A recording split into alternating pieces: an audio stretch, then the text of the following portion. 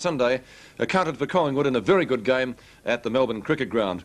For the match, StKilda had brought back Narkle, Mason, Brown, while the Bulldogs had to replace their in-form #1 ruckman Andrew Purser, who'd been suspended for one match.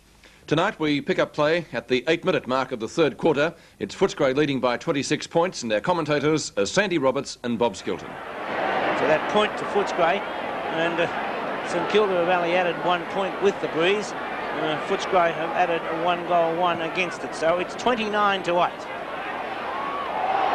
Cordy up high, couldn't take the mark. He's been having a nice little how-do-you-do to Joffa Cunningham. Down towards the half-forward line was Alistair Ford, ripped off the ball. Oh, Footscray fans are not happy. Bamblett and Jobling go to ground, and the umpire will come in and have a bounce. How did you see that one, Robert? Free kick? Hard to say, Sandy. I think I may have called play on as well. I think when they'd gone for the mark, I do think it might have been play on. It'll be interesting to see tomorrow on Wheeler Sport. What's your decision, perhaps? An interesting segment as Sewell went short. The mark has been taken by Bamblett. I don't think he meant to go short, Sandy. We'll give him the benefit of the doubt. A wonderful pass. So Bamblett, who's been quite sensational in recent weeks, in fact has shown enormous consistency with the club. Here's his kick. Drop punt on its way, and he just sneaks it through delightfully. And Footscray, although they started slowly, are starting to get into gear now, but no doubt a worry for the Saints. 5-5, the Dogs, StKilda 1-2 on 7's big lead. An excellent goal by Bamblett. And Footscray, as we sort of somewhat discussed at quarter time, playing better against the breeze than they did for about 28 minutes of the first quarter, but then they got 2 quick ones right at the end, and now it's 35-8.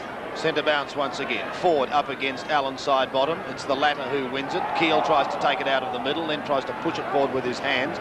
Eventually kicked off the ground. Jimmy Sewell scoops it up. So Sewell a chance to send the Dogs down to their half-forward zone. Bamblett's the target once again. Fashini comes over the top, effects the spoil. Who's first to recover? Fashini has the backup support of 2 players, namely Odgers and also Paul Tomei. It's the latter who goes in towards the centre and finds Morwood. It's Paul Morwood. McLean putting him under a bit of pressure.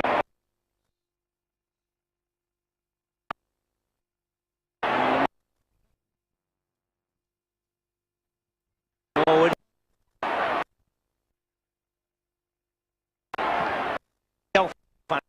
Pressure by playing on, and the kick straight into the arms of Rod McPherson, and I don't know how many times, Sandy, that StKilda have kicked straight to the opposition. I think Graham Jelly would be extremely disappointed with the disposal of the Saints boys at the moment as we watch Phil Malin go over the centre, side bottom, plucks one off the top. So playing a good game for StKilda. Swings it across the ground, putting the opposition in attack. Good tackle there by Cunningham. Tackle too high against Wallace, and Steve Wallace will take the free kick. So Wallace now.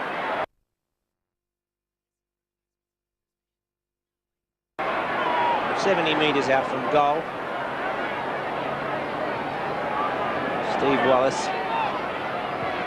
It's a late lead from Beasley. The first one ignored. He spills a sitter, but he breaks the tackle, gets out of it, gets the hand pass towards McLean. McLean now onto the left foot, goes short. Steve McPherson's there, plays it forward on, goes after it again, and Steve McPherson hooks it back. It's 3 goals to Steve McPherson, and that was just too easy. I think you summed it up, Robert. 3rd goal on the board to Steve McPherson after Simon Beasley faltered, and the Dogs move away 6-5 to 1-2 on 7's big league. They make another change. Bahadur off, Royal back on the ground. 41 plays 8. And the Saints are going to have to do something pretty dramatic pretty soon to get back into this game. Centre bounce once again. Side bottom. Beats Ford, taken by Morwood. Seems to be continually looking for someone for assistance. Over the head of John Bennett it goes down towards half forward. Lockett comes out to meet it. Back with Bennett again. The tackle on that occasion by Narkle. Could have been construed as high, but no, the umpire calls play on as David Grant goes goalwards. That disposal again, shocking. And out of bounds on the full. So, Brad Hardy. Now, he's had an amazing game. 13 kicks, and we're not even midway through the second term. Shepherding sees Grant clear to mark. Short, looking for Keel.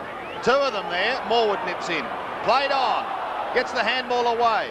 The long kick in towards goal is well off target by Paul Tomei, and again out of bounds. So when they do get it down there, they're unable to convert. Kennedy to the outer side once again. Plenty of leaning, pushing and shoving. The umpire says, do all you like, boys. I'll just pay the mark and I'll pay it to Alan Sidebottom. 8 marks to Sidey. Just thinking it's one of the best games I've seen Sidebottom play, Sandy. Yeah, he's been in good form. That kick going over the top, rushed through for one behind. Why will Tony Lockett not get in front, Sandy? Don't ask me, Robert. Hardy to the outer side again. Tomei at the back, could be first to recover. Goes over it now. Peter Keel goes in to lend assistance. But the Footscray boys bottling it up. And so another bounce to take place.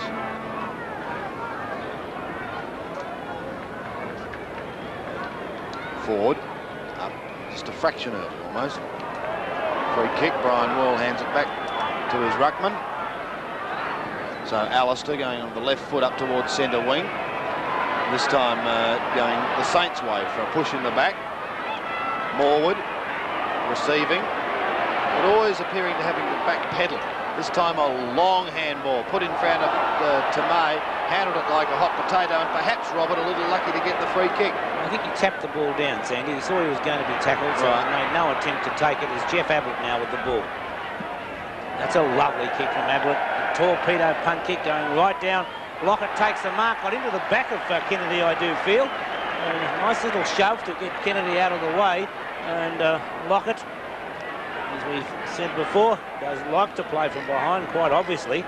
And I think you take a lot more marks. When you're built like Lockett, there's no reason why you shouldn't be in front. Tony Lockett, solid lump of a lad. 1 goal to his credit, Robert. Kicked in the first term. He's kicked StKilda's total goal score. And going for goal number 2. Should get it because he's only on the edge of the goal line, directly in front. Goal square line, that is. And Lockett's kicked right through the centre. So 2 goals to Tony Lockett, and StKilda go to 2 goals, 3-15, with Footscray on 6-5-41. Here's the centre bounce once again. We'll see what happens this time with Alistair Ford. He's well beaten. Hardy is there, however. He's having an absolute field day, but so too is this man, Alan Sidebottom. I think I inadvertently called him Gary earlier. He's having a little time over in West Australia. Jobling, can't take it. Cordy receives, short kick out towards the wing. Mace will be first to this. Keeps it in play. The handball over the top, back towards Jobling. He centres it with a torpedo punt up towards Bennett, waiting at the back. Didn't try and mark it, tapped it out the back cleverly. Manning is there. Hardy, did he get into his back? The umpire said no. And a bounce to take place. Well, he almost had the run on then, young Manning. Here's the ball up once again. Lockett wins it. Manning again. Oh, has it stolen. This time the Dogs had the opportunity through Zeno Tetsaris of drifting it down towards the wing and attempted soccer off the ground, not successful. Pushed out by Sewell, cleverly done so too because he's under a bit of pressure himself, and now we can fire them up towards Bamblett. Can't take the mark. That kick came from Wallace. Recovers well to half forward. Mace is there, Edmund also. Mace should be first to it. Beasley comes out to meet it. Mace still in possession. High kick gathers little distance, and I think has gone out of bounds on the full. If not, well, the mark was taken just inside the line by Mike McLean. Here's the pass, there's the lead, it's good. Once again, the Dogs running all the time and are able to sneak away. So Malin fulfills not the longest kick in the world. He ignores the lead of Simon Beasley. I don't think it was really on. Simon just scrambled out. There's the drop punt. He stabs away at it, in towards full forward. Beasley buffeted out at front position. The umpire calls play on. He'll have to have a bounce. Was it a mark or not, Sandy? Well, Alan Sidebottom certainly believes so. Let's see what happens from the bounce. Sidebottom and Beasley. And now the free kick's gone the way of Footscray. Robert drops his pen. Finds it incredible. Well, now that's an interesting one to watch a decision on World of Sport, because we really need to sit down and have a good look at it. Well, I think it might have been an Edmund free kick, Sandy, but no doubt StKilda players frustrated, because they thought it was a mark in the first place, and there wouldn't have been a bounce if that had been paid. In the meantime, Brown is back on. Manning is off. That kick for goal is good. And the Dogs continue on their merry way. 7-5 to 2-3 as Edmund posts his second goal. Jim Edmund now taking Footscray to a 5-goal-2 lead, so it's 32 points, the margin in favour of Footscray. You were quite right, Robert, what you said at quarter time. The breeze does funny things. Sides do, and they either have it or don't.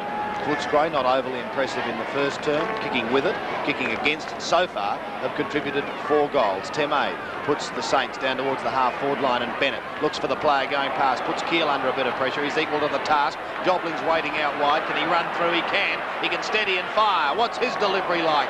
Better. And the Saints reply with a quick goal. Andrew Jobling kicks his first and StKilda's third. They move to 3-3, trailing Footscray 7-5 on 7's big lead. Yes, well, Jobling in some respects has done a good job for StKilda, but let's not forget that he is playing against Steve McPherson, and McPherson already has 3 goals to his credit. So it's very loose play down there by Andrew Jobling, but he is still picking up his share of kicks, but in doing that, you must stop your opponent from kicking goals, and Steve McPherson, as I said, does have 3.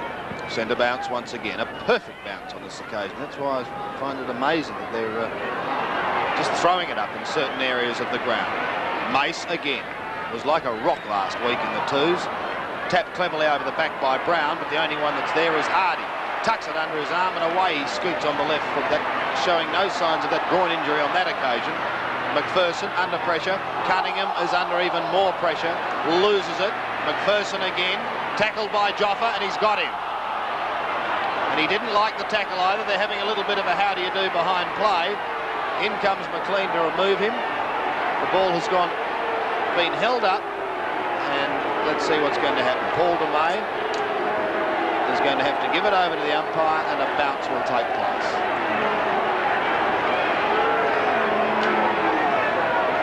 Front of the members. Sidebottom, upper fraction early. Doesn't matter. He gets it down to Peter Keel. Over the top he comes, and he takes a great mark, Phil Narkle. Looking to get on with the job. He drifts it in towards the flank region, and the mark taken by Ben Ingleton. Ingleton, not sure what to do. Eventually goes up towards full forward. Lockett again from the back. This will bounce through. Lockett can just dob it through, and he does. Whether he did it or whether Ingleton's kick did it does not matter. It's a goal to StKilda, and they come back. 4-3, plays 7-5 on 7's big lead. Well, Sidebottom was waiting there, and he too is doing his job for StKilda. Sidebottom, one of the best players on the ground. No clear tap. Ford, you could say, got it out wide. It's taken by Royal. Royal's kick wobbles forward. Frawley could have been paid a push in the back, but it's called play on. And Steve McPherson comes out with it. Gives the hand pass across to Royal. Royal goes goalward.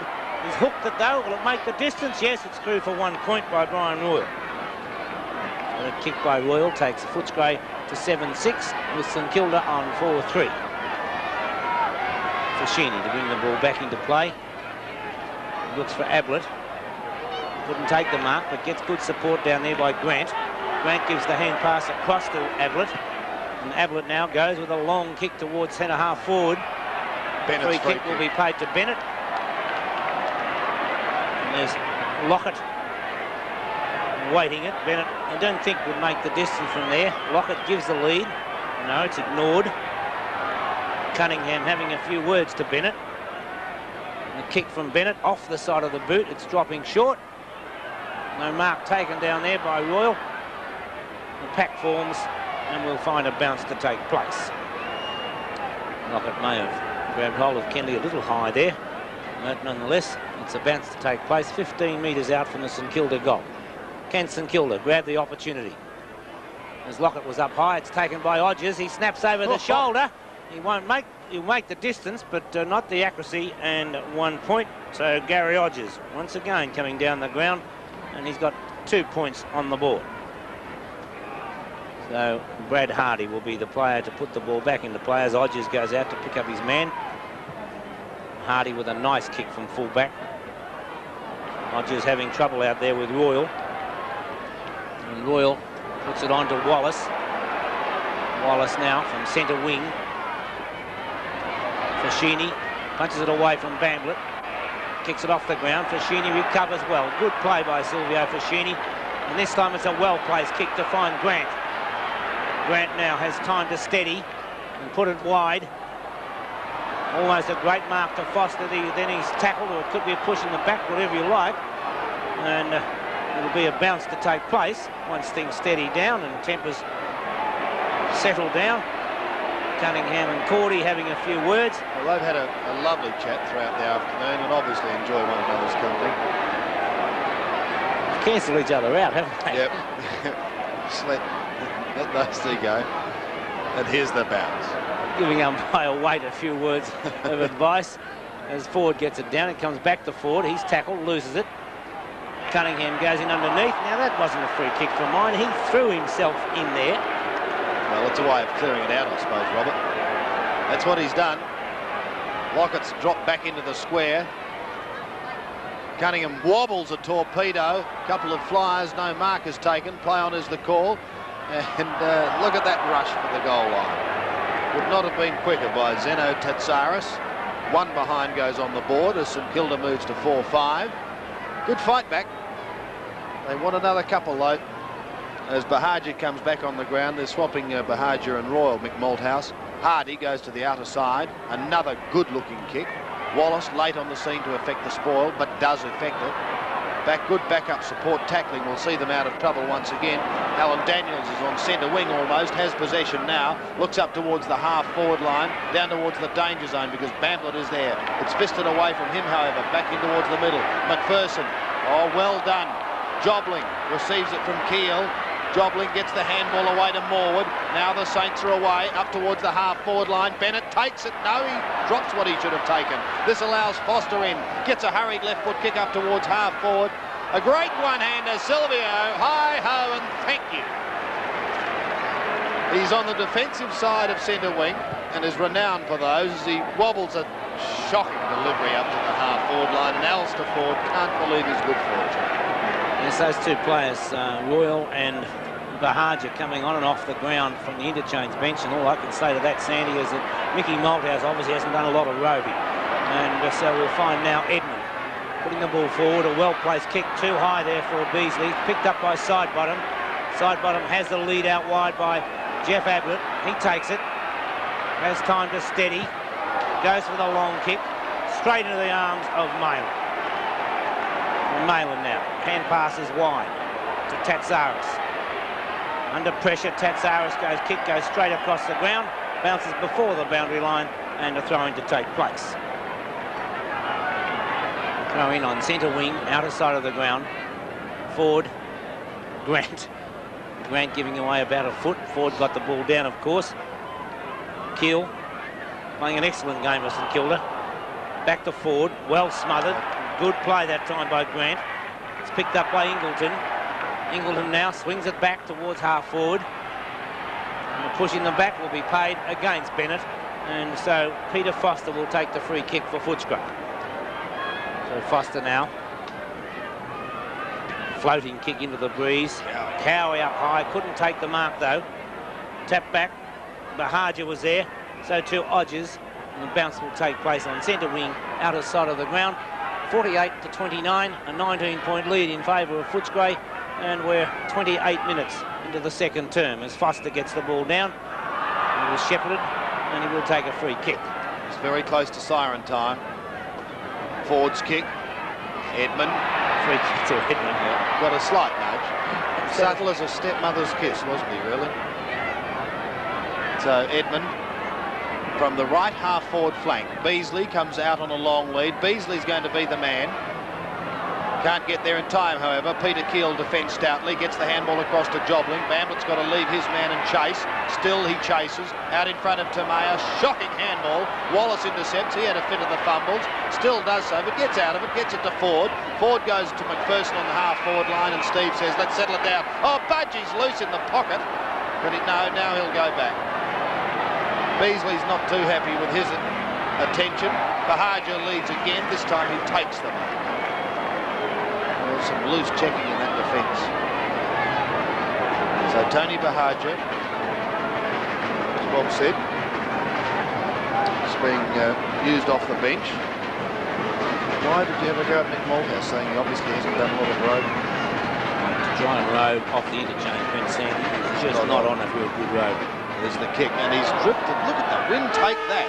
And there's the siren. So, unfortunately for Footscray, the siren beats them in that forward thrust. And at half-time, Footscray, 7-6, although they had a 4-goal 2-quarter, the Saints stuck with them a little. They're on 4-5. 7-6, 4-5 on Seven's big lead. And 19 points the difference at half-time. Footscray led by 36 at the final change. The Saints came home fairly well in the final term, but ultimately went under by 21 points. We look at the stats and fairly evenly divided the honours here. Footscray having more kicks, frees and shots at goal, and StKilda more marks, handball and hit-outs. In the goals this afternoon at the Western Oval, Steve McPherson got 5 for Footscray and Bahaja got 4, Edmund got 3, and for StKilda, Tony Lockett finished up with 6 goals and Phil Narkle got 2. Our reporter at Footscray this afternoon was Peter Donegan. The Bulldogs were more than pleased to post a winning score against the determined Saints at the Western Oval this afternoon. It was a match regarded by many at Footscray as a real danger game, but the Bulldog players were able to answer any challenge the Saints could offer in the final stages. While obviously delighted with his 5 goals and the fact that his side has now won 7 of its first-round matches, Steve McPherson was disappointed with Footscray's form in the second half. Yeah, it was pretty disappointing the third quarter and the last quarter. I think the last half of the quarter, because we let them in the last quarter, sort of thing, where we should have really barreled them so that we could show we were a lot, a better side than what we did, because we really let them in, and we didn't really look a top side, I think, the last quarter, when we should have got them by the throat and done them right in. How were the conditions out there, Steve? Because the umpires threw the ball up all day. Was it very heavy? Yeah, it was heavy in patches. The ground didn't soak up the rain as good as it usually does, and it sort of, in some spots, it was very boggy. A lot of players slipped over. I come over a few times, and it's hard to keep your footing, and I think the umpires bounced it up because, if they'd in some of the spots it just would have plugged and wouldn't have gone anywhere. Although McPherson expressed a little disappointment, coach Mick Malthouse was happy with the 4 points, even though there is room for improvement. I think that can be summed up in most games. You can always look back and say, well, we could have improved in certain areas. I thought the boys fought very well in that last quarter when it counted most, and that was early in the last quarter to StKilda kicked an early goal, and we were able to get the one back and kick 3 or 4 more. And I'm disappointed with the fact that they were able to kick 5 or 6 late in the game. But the good thing about today is you can load 4 points. Well, I suppose it must be encouraging to you as well that Simon Beasley was pretty well held up forward, but you still put a winning score on the board. Yeah, forward line's operating a little bit differently this year. We were able to have players around the ground kick goals. I think McPherson kicked 4 or 5. Bahaja kicked 4, I think. So it gives us a few more options up forward. What was the cause of the 13 behinds in the third quarter? Was it pressure from StKilda or the swirling wind, or what? I think it's probably a combination of both, really. We missed a couple of very easy goals, set shots. The wind's very awkward out there to kick goals, but that's no excuse, really. I mean, you can use that. But I think there's a lot of pressure also on the boys from StKilda. They're a very fierce side, StKilda, and the goals that we normally get, you would think you'd get, they were putting a great deal of pressure on us. Their battle with